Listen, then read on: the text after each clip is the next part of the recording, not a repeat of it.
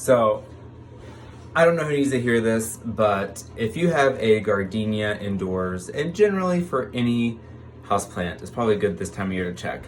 Especially if they live outside, you bring them in, and then you have even just one little insect that can suddenly bloom into a problem. And so, and the spider mites in particular on gardenias, they sort of go hand in hand in the wintertime in the north. And the spider mites can be invisible until suddenly you see them because there's so many of them. So I'm going to show you a little trick in order to see them easier and what I will do to correct an infestation. So here's the gardenia. You can sort of, I mean, it looks like it's a healthy green color for sure, so it's not like too late, but I've noticed the buds have been formed for a while and they haven't been blooming, and I've been checking on it, like wondering what's going on. And now seeing the spider mites makes it more clear to me that it has been infected because it's sucking nutrients out, preventing the buds from forming. But at any rate, you can see it looks pretty healthy, but it's definitely not as, I guess, vigorous as it once looked. And so it definitely, it has a bad infestation. But you can't see it at all, right? So what I'll do is I'll come in and spray it with some mist, and you'll see the webbing much easier.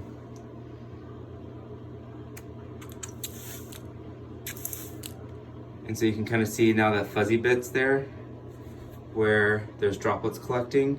So there's all up in there, there's spider mite infestation. And if you go underneath here, you can see the fuzziness, especially like right there. In that there's some webbing. So I'm gonna have to come in here stick it in the shower, going to blast it with not cold, not hot, sort of in the middle water, tepid water, all over the tops, the bottoms of the leaves. And then once it dries, I'll come in and spray it with a neem oil. So I like to try neem first. And then if it continues to be a problem, I'll switch over to something like malathion and spray it in the basement.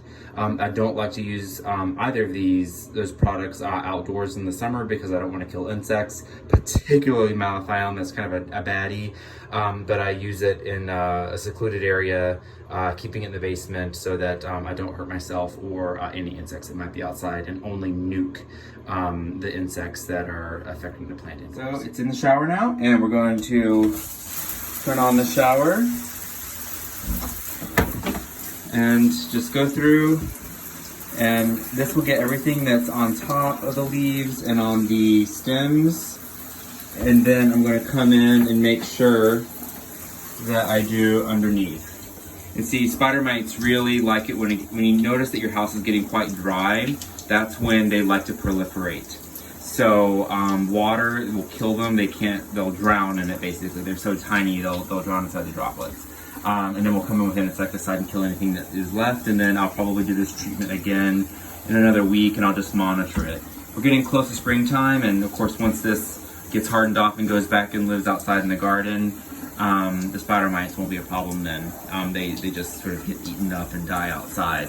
But yeah, this is what I do. I'm gonna spray it with the water, and then I'll spray it with some neem, and I'll show you what that looks like here. And once this is dry, let this drip overnight and dry out overnight. So now I can apply a solution of neem oil, and you just spray it all over.